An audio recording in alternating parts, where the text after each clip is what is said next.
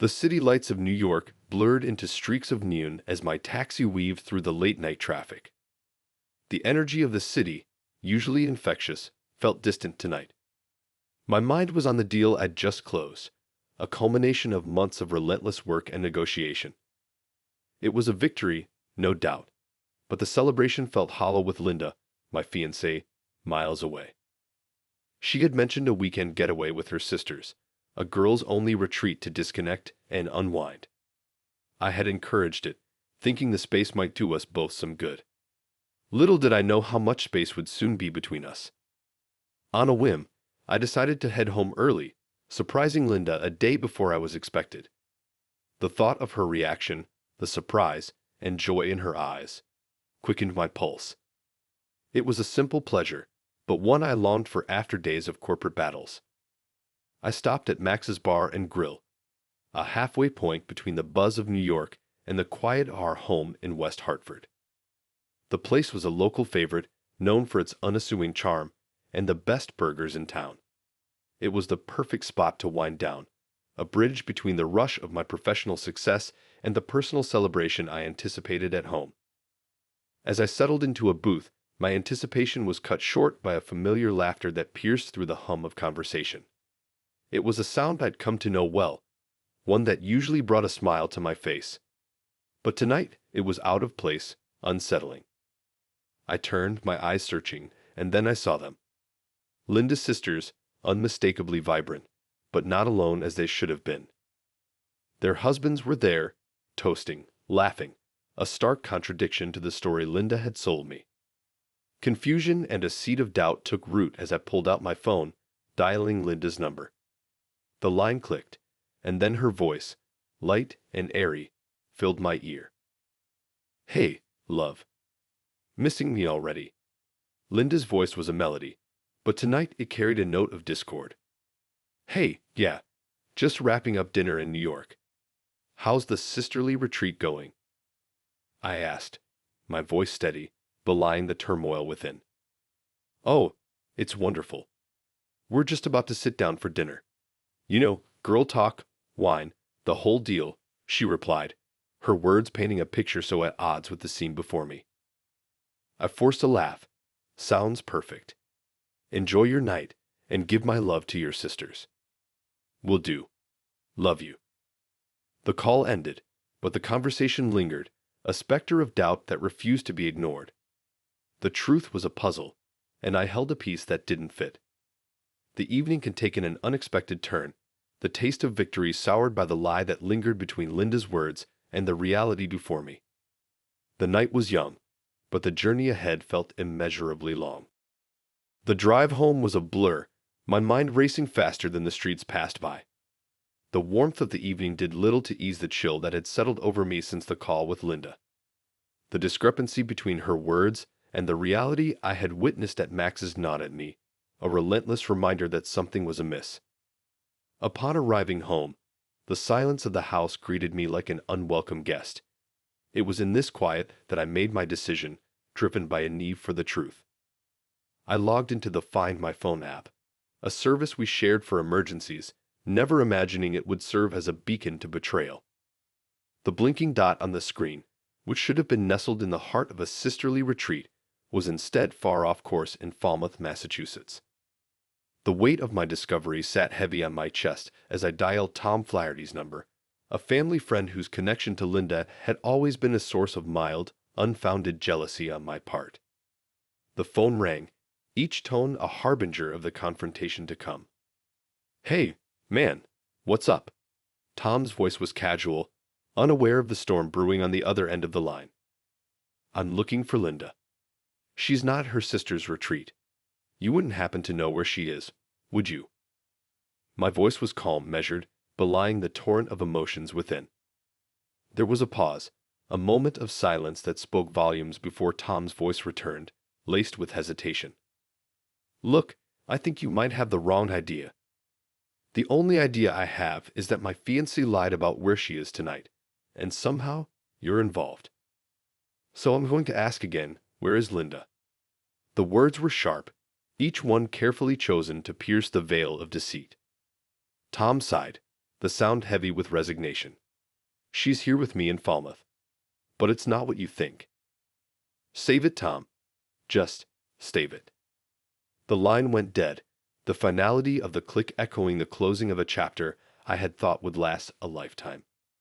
The room spun around me, a carousal of betrayal and lies that had shattered the illusion of the life I thought I shared with Linda. The night stretched out, endless and foreboding, as I grappled with the reality of my discovery and the inevitable confrontation that awaited with the dawn. The night was long, an endless stretch of time where shadows played across the walls, each one a specter of the lie that had infiltrated my life. Dawn broke, a sliver of light against the darkness, a new day, yet the weight of yesterday's revelations bore heavily upon me. I sat at the kitchen table when I heard the key turn in the lock. The door opened, and Linda stepped through, her smile fading as she caught sight of me.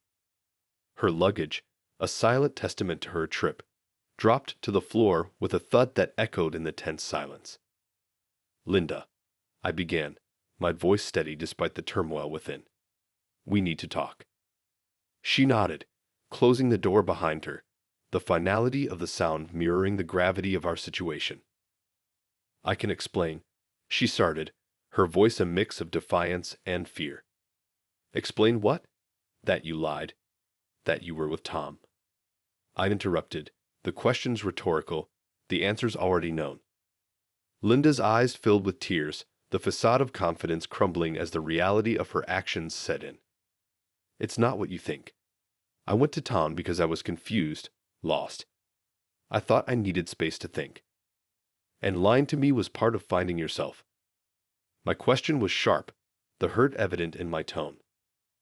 "It was a mistake," she admitted, her voice breaking. "I never meant for it to go this far. I was going to tell you, to explain everything." The room felt smaller, the air between us charged with a myriad of emotions: betrayal, hurt, confusion. It was a crossroads, a moment where the path forward was uncertain, obscured by the pain of the present. "Linda, I don't know if I can move past this. Trust is the foundation of everything we have. And now—" I trailed off, the words too heavy to continue. "I know I've broken that trust, but I'm begging you. Let's try to fix this. I love you, and this mistake isn't worth losing us," she pleaded, her hands reaching out, a gesture of hope in the midst of despair. The room fell silent, a pause in the storm, as we stood at the precipice of decision. The path forward was unclear, muddied by the complexities of love, betrayal, and the possibility of forgiveness. The unraveling of our relationship laid bare the fragility of trust, yet in the debris of our shattered plans, there remained a choice, a chance to rebuild, or the acceptance of an end that had already begun. The silence that had settled between us was thick, each of us lost in our own tumult of thoughts and emotions. The air was heavy with the weight of decisions yet to be made, the future of our relationship hanging in the balance. It was Linda who broke the silence, her voice softer now, tinged with a vulnerability that I hadn't heard before. "I understand if you can't forgive me," she said, her eyes not meeting mine. "But I'm willing to do whatever it takes to make this right. I'll start therapy. We can go to couples counseling. I don't want to lose you." Her words, sincere and fraught with the fear of loss, struck a chord within me. The anger and betrayal that had consumed me began to ebb, giving way to the realization of the complexity of our situation. Love, I realized, wasn't a switch to be turned off at the first sign of trouble. It was a garden to be tended through storms and droughts alike. "I'm hurt, Linda, more than I thought possible," I admitted, my own voice betraying the turmoil inside. "But I'm not ready to throw away what we have. If you're willing to work on this, truly work on it, then so am I." A flicker of hope ignited in Linda's eyes, a spark amidst the ruins. "Thank you," she whispered, a promise in her words. "We need a plan," I said, the practical part of me surfacing, seeking a road map through the chaos. "Counseling is a start, but we also need to be honest with each other about everything. No more secrets, no more lies." Linda nodded, her resolve strengthening. "I agree. And maybe we need some time apart to reflect on what we want, who we are. Not a break, but a pause to heal. The suggestion, though painful, resonated with truth. Okay, I agreed, the word heavy on my tongue. Let's do that. Let's take this time to work on ourselves, for us. As we outlined our plan, discussing logistics and setting boundaries, there was an unspoken understanding between us. This journey would not be easy, fraught with challenges and uncomfortable truths, but the possibility of emerging stronger, both as individuals and as a couple, offered a glimmer of hope in the darkness. The conversation that began in the aftermath of betrayal ended with a tentative roadmap to healing. As Linda and I stood on the precipice of this new beginning, the future was uncertain. Yet, in agreeing to face it together, we acknowledged the depth of our commitment, the resilience of our love, and the possibility of forgiveness in the face of heartbreak. The days following our decision were a mix of clarity and confusion, a testament to the turmoil that lay beneath the surface of our tentative truce. It was in this state of fragile equilibrium that I decided to confront Tom, not out of anger, but in search of understanding, a closure of sorts. I found him at the local cafe, a place that had once been a haven for Linda and me. He looked up, surprise etching his features as I approached. "Can we talk?" I asked, my voice steady despite the storm of emotions raging within. Tom nodded, a wary acceptance in his eyes. "I suppose we should," he replied, gesturing to the seat opposite him. The air between us was charged, a palpable tension that spoke volumes of the unspoken words and actions that had led us here. "Why?" I asked, the question simple yet loaded with the weight of betrayal. Tom sighed, running a hand through his hair in a gesture of frustration and guilt. "I don't have a good answer for you. It was a mistake, a moment of weakness. I never meant to hurt you or Linda." His words, though expected, did little to quell the tumult within me. "But you did," I stated, not as an accusation, but as a fact. "You were my friend, Tom. How could you?" "I know," he admitted, his gaze dropping to the table. "And I'm sorry, truly. If I could take it back, I would." The apology, sincere as it might have been, was a small balm to the gaping wound his actions had inflicted. Yet, as I sat there, looking at the man I had once considered a friend, I realized that holding on to my anger would only serve to prolong my pain. "I came here not to forgive you, but to understand," I said, my voice calm, belying the turmoil inside. "And maybe, in doing so, I can start to let go of this anger." Tom looked up, a hint of relief in his eyes. "I hope you can, for both your sakes. Linda loves you, man. She made a mistake, but she's hurting too." The mention of Linda's name brought a fresh wave of pain, but also a reminder of the love that still lingered amidst the ruins of our relationship. "I know," I replied, standing up to leave. "And I'm trying to find a way back to that love, despite everything." As I walked away from the cafe, leaving Tom behind, I felt a slight shift within me. The confrontation, though far from providing all the answers, had offered a glimpse of a path forward, one where forgiveness and understanding might one day heal the wounds of betrayal. The road ahead was uncertain, fraught with challenges and the need for healing, but for the first time since the unraveling began, I felt a cautious hope that perhaps in time we could rebuild what had been lost. In the days that followed the confrontation with Tom, a palpable shift occurred within me. The initial storm of anger and betrayal that had threatened to consume me entirely began to ebb, leaving in its wake a landscape of sorrow and introspection. It was during this period of reflection that Linda and I found ourselves seated across from each other in the quiet sanctuary of our living room, the air between us filled with the fragility of our battered relationship.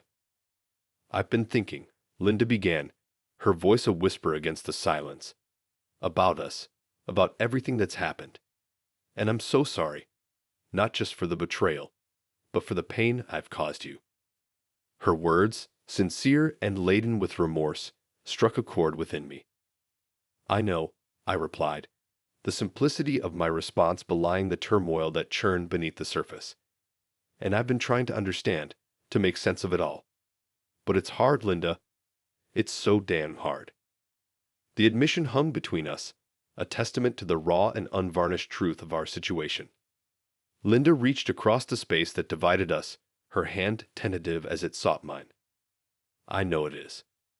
And I wish I could take it all back, undo the hurt I've caused. But since I can't, I want to fight for us, for our future. If you'll let me." Her touch, once a source of comfort and connection, now served as a poignant reminder of the distance that had grown between us. Yet, within her plea, I sensed a glimmer of hope, a possibility for renewal amidst the ruins. "I want to believe we can get past this, that we can rebuild what's been broken," I said, allowing my fingers to intertwine with hers, a tentative bridge across the chasm of our pain. "But it's going to take time, Linda. And it's going to take work from both of us." "I know," she replied, a tear escaping the confines of her eye to trail down her cheek. "And I'm willing to do whatever it takes. I love you, more than I've ever loved anything, and I'm so sorry for losing sight of that." The vulnerability in her words, in the tremor of her voice, offered a poignant reminder of the love that had once bound us so tightly together. It was a love that had been tested, undoubtedly, but also one that refused to be extinguished, flickering defiantly in the face of adversity. As we sat there, hands clasped, the path forward was anything but clear. Yet, in that moment of shared pain and tentative hope, we found the strength to begin navigating the fallout together. It was a journey that promised no guarantees, fraught with potential pitfalls and the need for forgiveness, both of ourselves and each other. But it was our journey, one that we had chosen to embark upon together, with the understanding that the road to healing was not a journey to be walked alone. In the fallout of our shattered trust, we discovered the possibility for growth, for healing, and ultimately, for a love that could emerge, not unscathed, but perhaps stronger for having weathered the storm. As the first rays of dawn crept through the curtains, casting a soft glow over the room, Linda and I found ourselves wrapped in a quiet conversation, the kind that feels both fragile and momentous.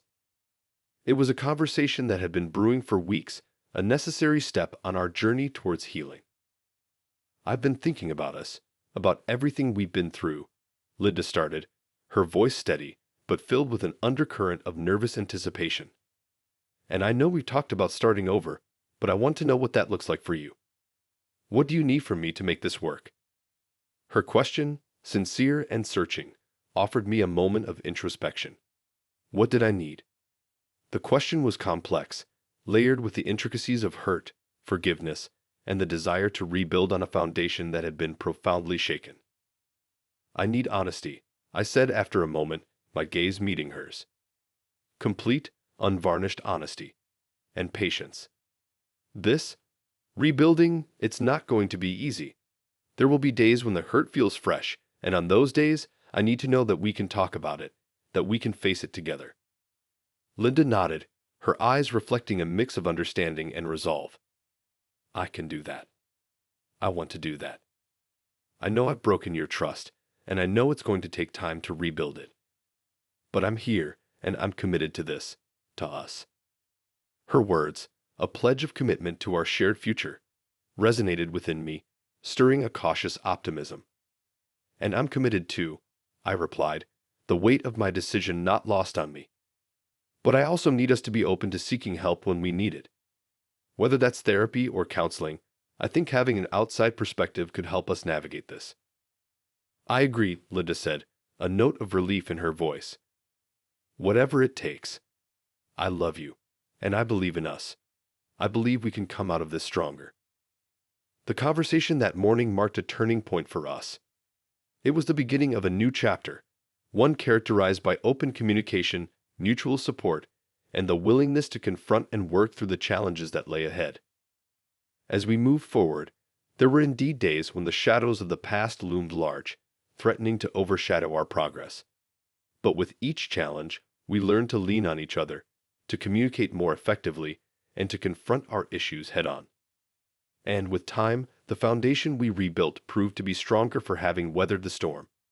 Our journey was not without its scars, but those scars serve as a reminder of what we had overcome, of the resilience of our love, and of the promise of a new beginning that we had forged together against all odds.